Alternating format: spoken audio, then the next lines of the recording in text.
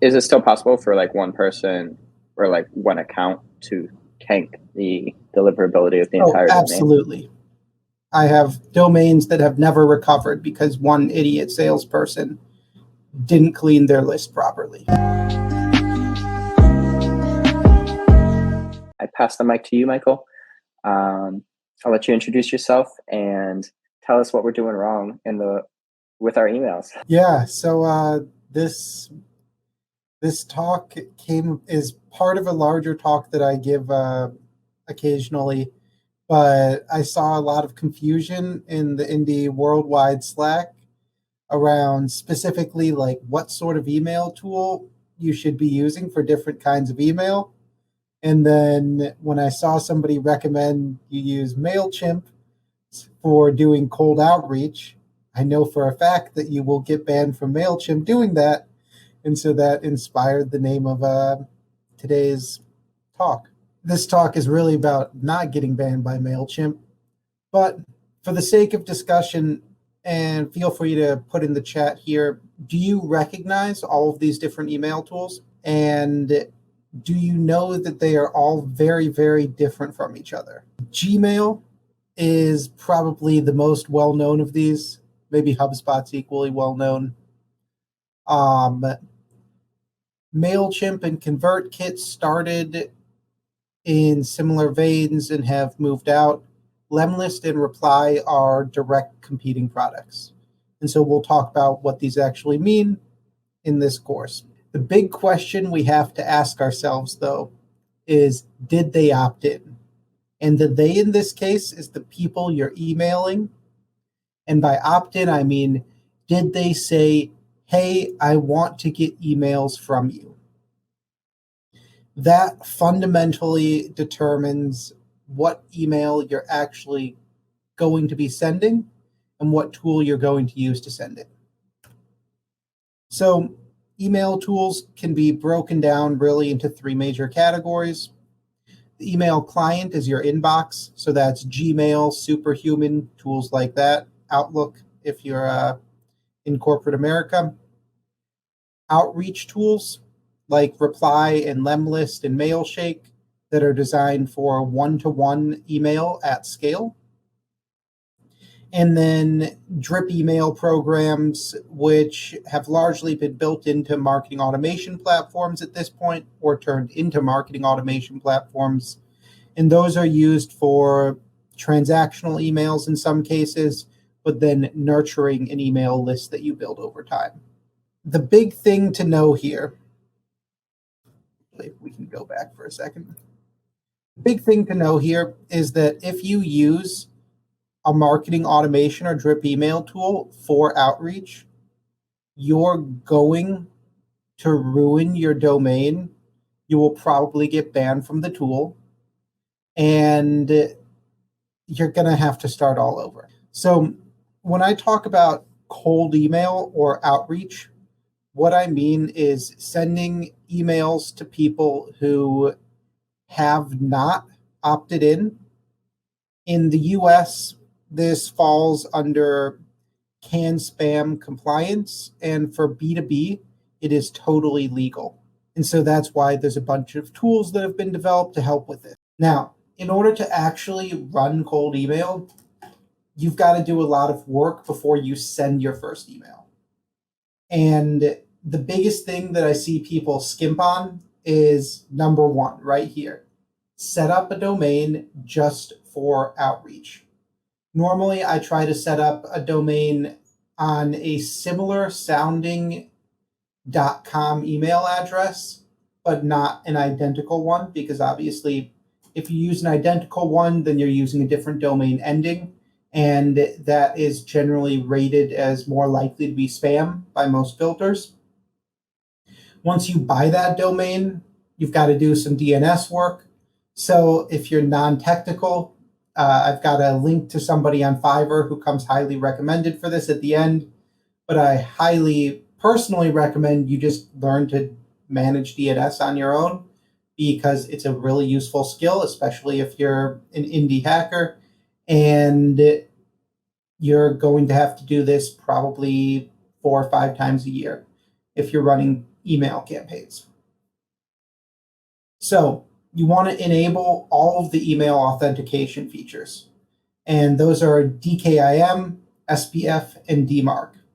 They're actually pretty easy to set up if you're familiar with DNS, but if you've never done anything with DNS before, it might seem a little challenging. You want to do that as early as possible because you've got some lead time from when you buy the domain and set those up to when you can actually use that domain to send emails. You're going to want to build your outreach list.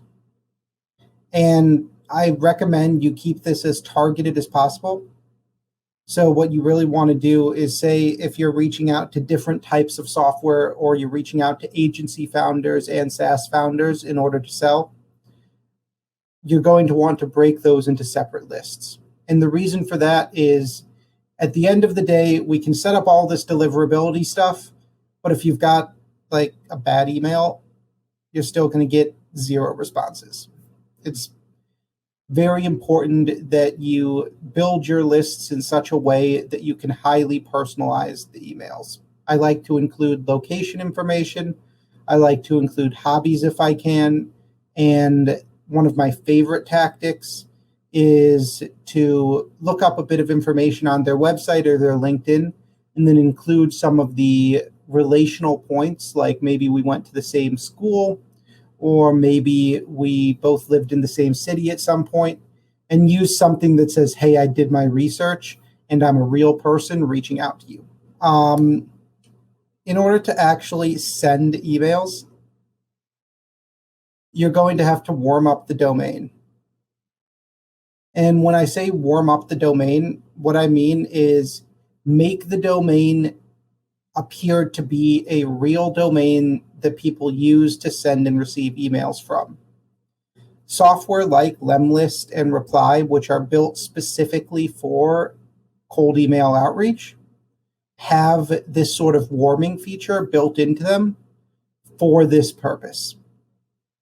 I generally recommend you let a domain warm up for at least 2 weeks, ideally a month if you have the time.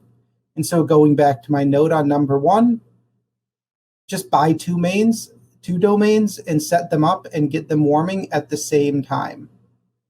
It will pay off in the end. So while your domains are warming up, you're going to want to clean and verify your email list. And what that means is making sure that you're not sending to any generic emails, that you're not sending to any people who aren't a good fit, and that all of the email addresses are real. And so in order to do that, there's a large number of tools that will verify email lists. If you're buying a list from somebody, it should be pretty clean to begin with, though if you're just scraping data, it's not going to be clean at all. And again, many of the outreach tools have this built in now. So once you've got a warmed email, you want to start slow. I recommend starting with 10 or 20 a day. And then as you know your campaign is performing well, start scaling up. If you haven't gotten any opens or replies by the time you've sent 50 or 100 emails, stop.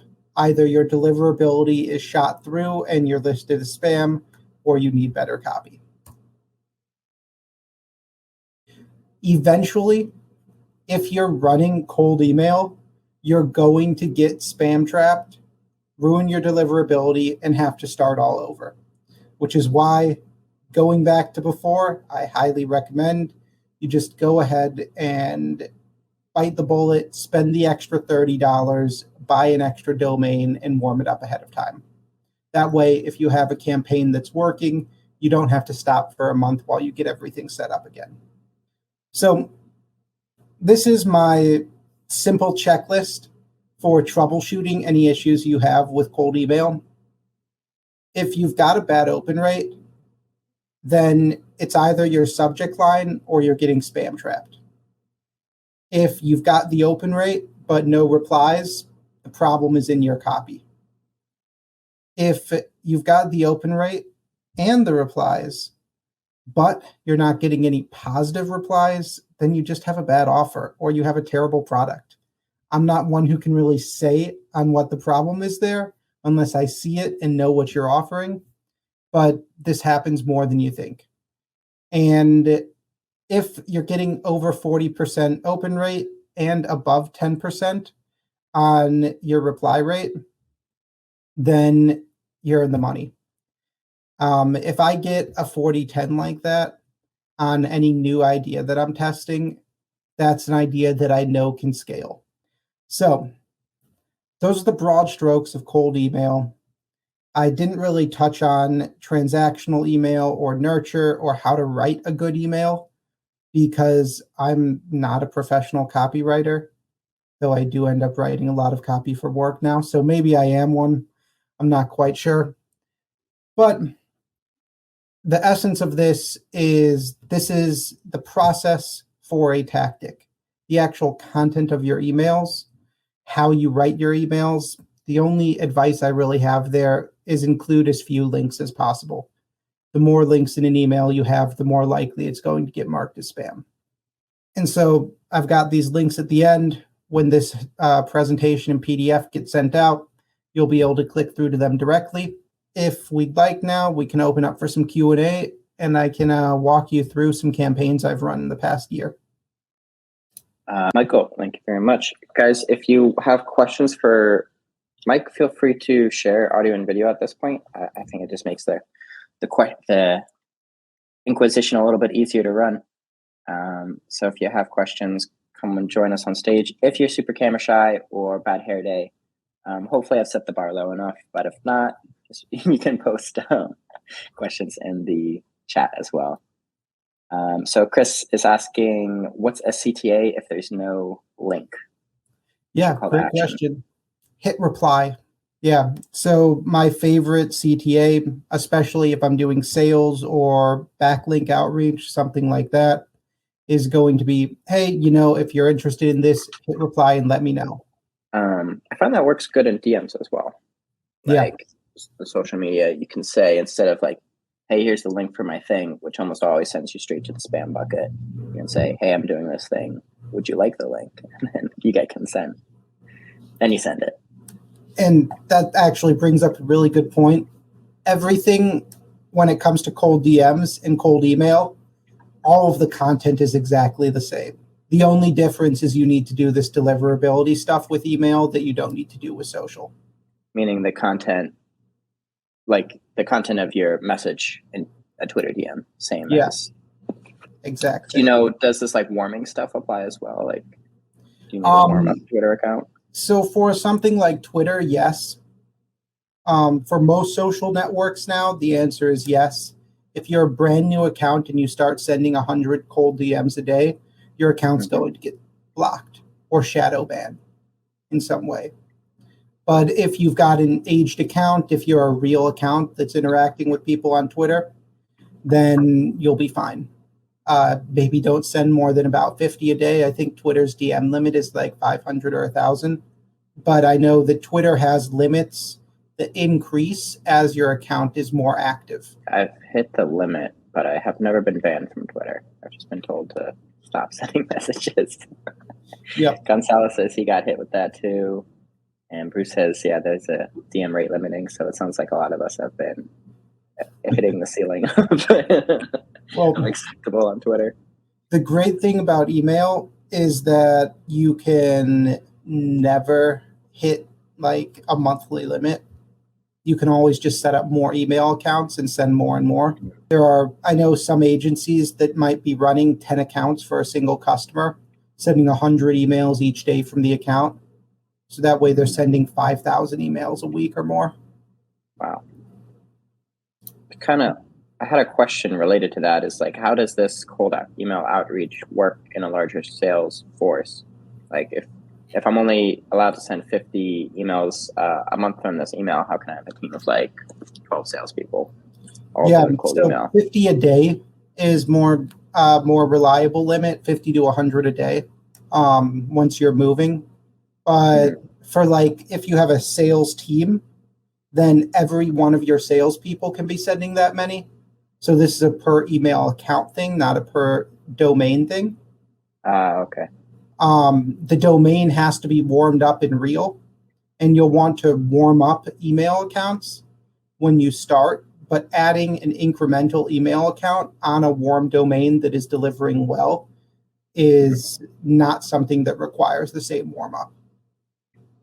Gotcha. So as long as, is it still possible for like one person or like one account to tank the deliverability of the entire domain? Absolutely.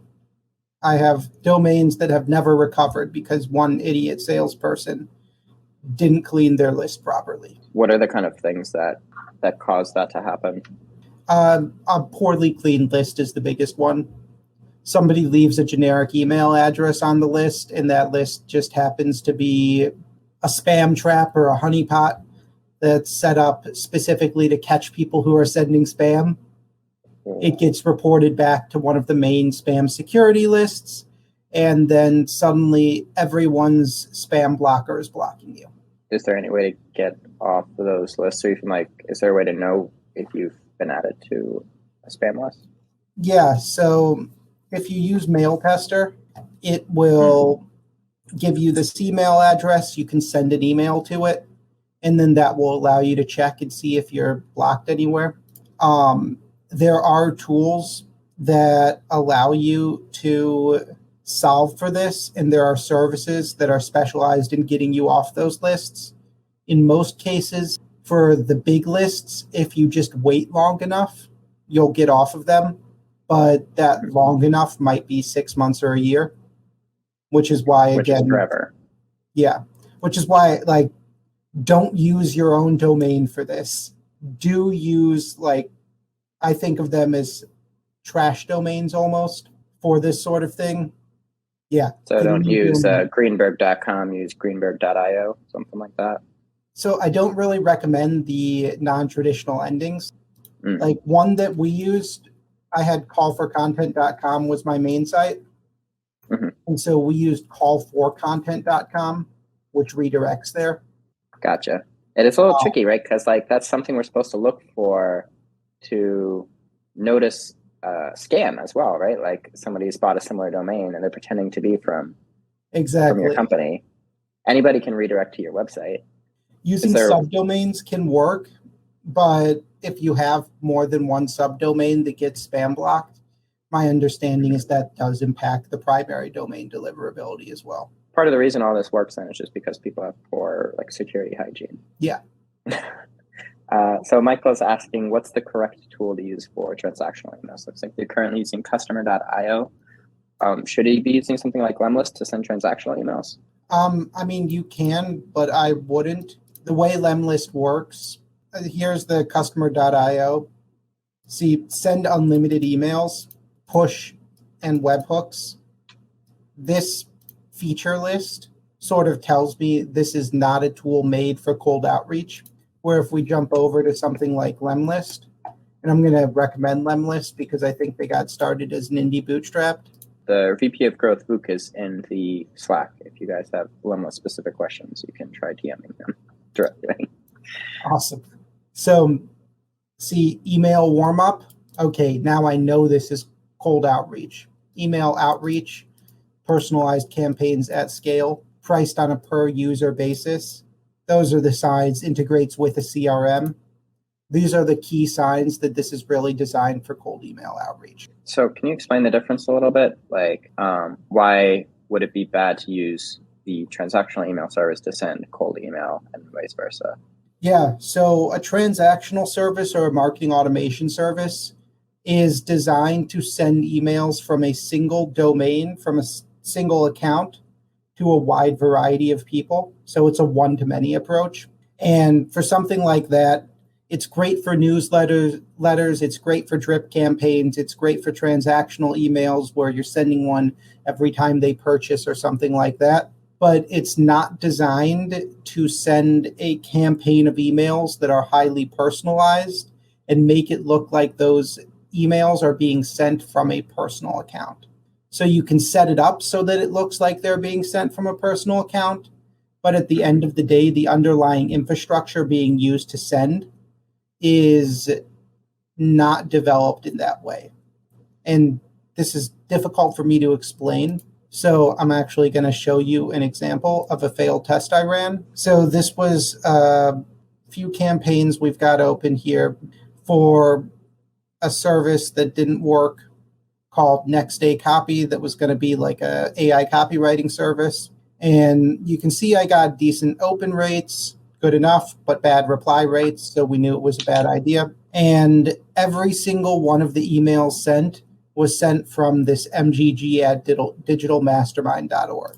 And so when we jump in a little deeper to what this looks like, so you can see I've got this set up where we've got a specific personal email that we're sending.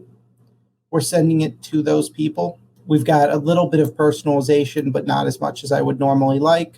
And this is something that I could be sending from my Gmail.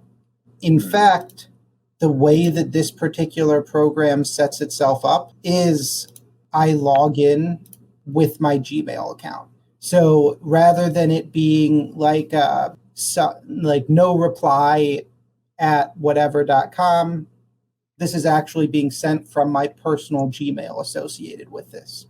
And so what that does is that makes the email, when it's going into filters or anything like that, when it's going into Gmail or another tool and it's going through those filters, it makes it look like somebody actually sat down in Gmail, typed out that email, and hit send on a one-to-one basis. Is it necessary to have like random timing between emails? Like, does Google get suspicious if you're sending an email every 35 seconds on the dot? So the answer there is yes and no. The volume that you're sending makes a big difference. And so if we look in here, this is set up to send 150 emails a day with a 63-second delay in between emails. So that slight delay is enough to make it look like we're at least copy pasting a template, but it's not so big that I can't send 100 emails or 150 in a day. But if you're sending 1,000 emails a day, you're going to want to split it up between accounts. I really wouldn't send more, like 150 is my upper limit on emails I'd send from a single account every day. 150. Yeah. Some people will go higher, some people will go lower, but that's my upper limit. Kind of trying to stick to what a human could reasonably send if they were going ham. Exactly. Balaji asks if you can customize the subject line or only the text of the email. Oh yeah, you can customize everything. Can you have like, hey, first name, got this for you, and the subject line, like a custom subject line for every person you're sending to? Yeah, and you can actually use custom variables so that you could pre-write all of those subject lines and then send them. And that's pretty much universal across tools.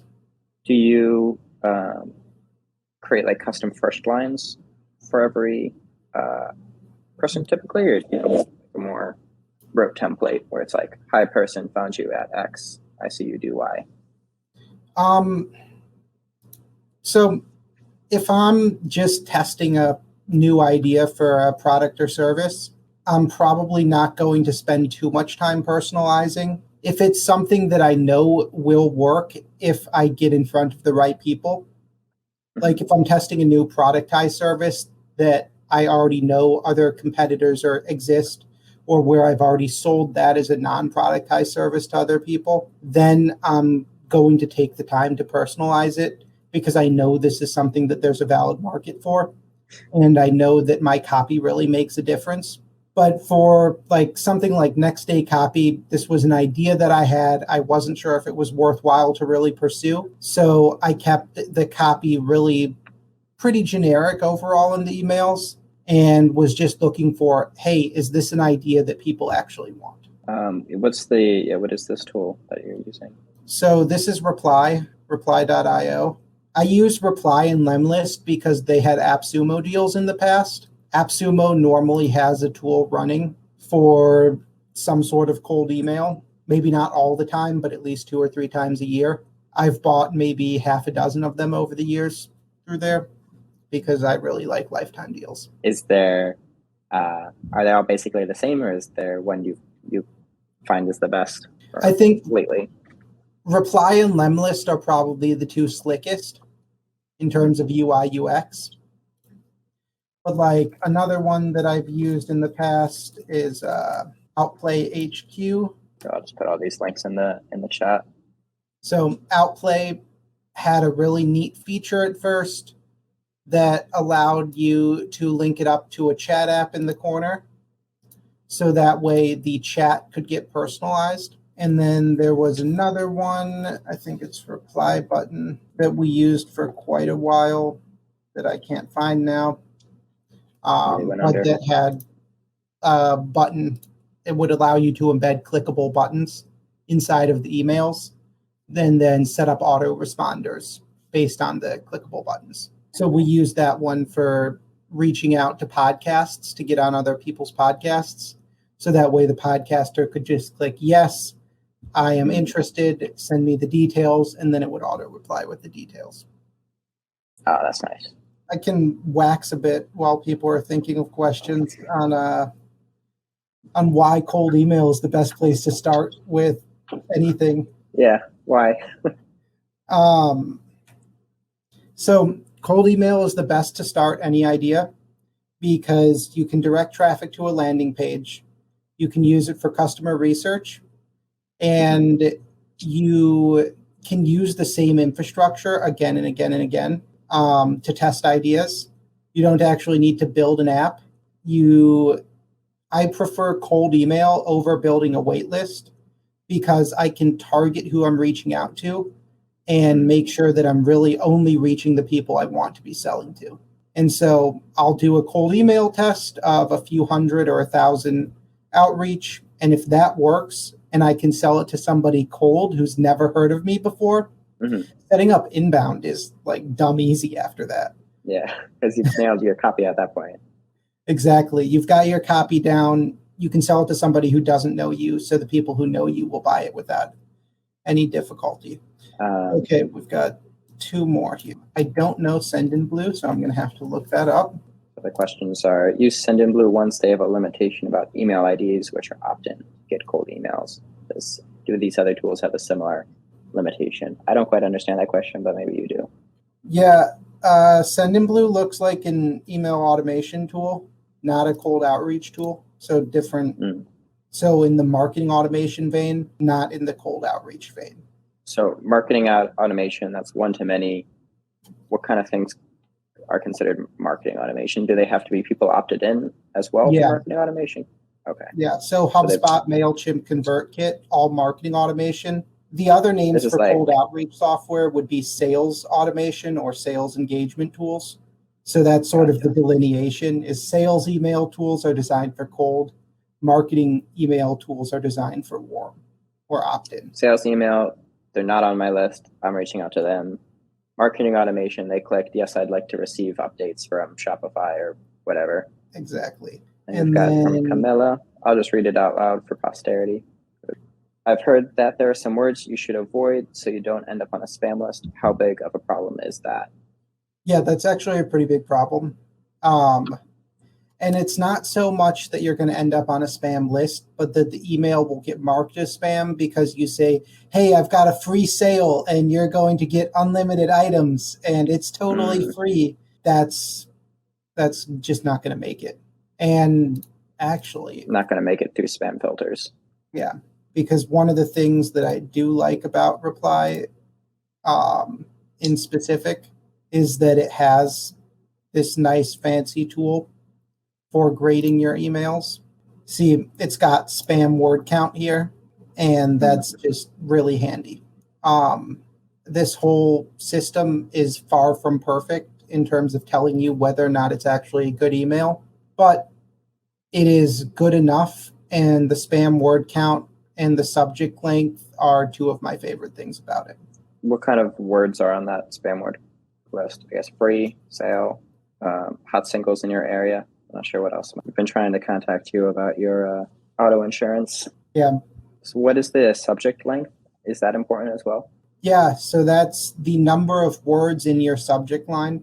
And what that comes down to is if your subject line is too long, it will get cut off. Like in If the there's subject email, line. in your inbox, they won't be able to read the whole subject line. Yeah. And if it's too short, then you probably aren't explaining effectively why somebody should open this email.